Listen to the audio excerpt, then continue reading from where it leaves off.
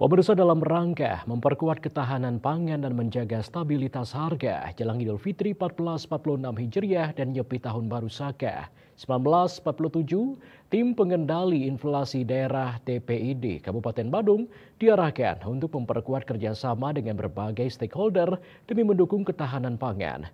TPID juga melakukan pemantauan intensif perkembangan program peningkatan produktivitas sektor pertanian, termasuk optimalisasi sistem irigasi dan mekanisasi budidaya pertanian.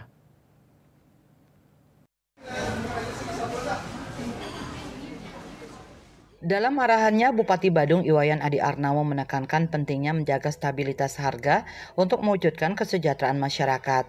Berdasarkan catatan BPS, Kabupaten Badung mengalami deflasi sebesar minus 0,89% MTM pada Februari 2025 dengan inflasi tahunan sebesar 0,98% YoY atau berada di bawah koridor target inflasi yang ditetapkan pemerintah 2,5 plus minus 1%. Sementara itu, Kepala BPS Kabupaten Badung Komang Bagus Pawastra mengungkapkan bahwa fenomena deflasi di Kabupaten Badung pada Februari 2025 bersumber dari kelompok makanan, minuman, dan tembakau.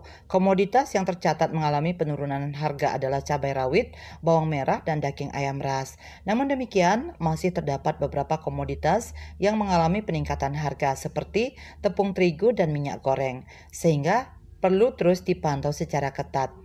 Deputi Kepala Perwakilan Bank Indonesia Provinsi Bali, Butet Linda H. Panjaitan menyatakan, jelang Hari Raya Nyepi dan Idul Fitri, risiko kenaikan harga cenderung meningkat. Terlebih lagi, Kabupaten Badung sebagai salah satu destinasi wisata internasional terkemuka, memiliki kebutuhan pangan yang tidak hanya mencakup konsumsi penduduk lokal, namun juga wisatawan yang jumlahnya cukup besar.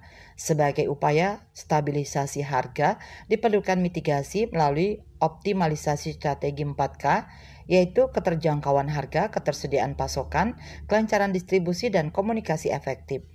Dalam upaya memperkuat ketahanan pangan, pemerintah Kabupaten Badung juga sedang merumuskan insentif khusus bagi petani untuk mencegah terjadinya alih fungsi lahan pertanian.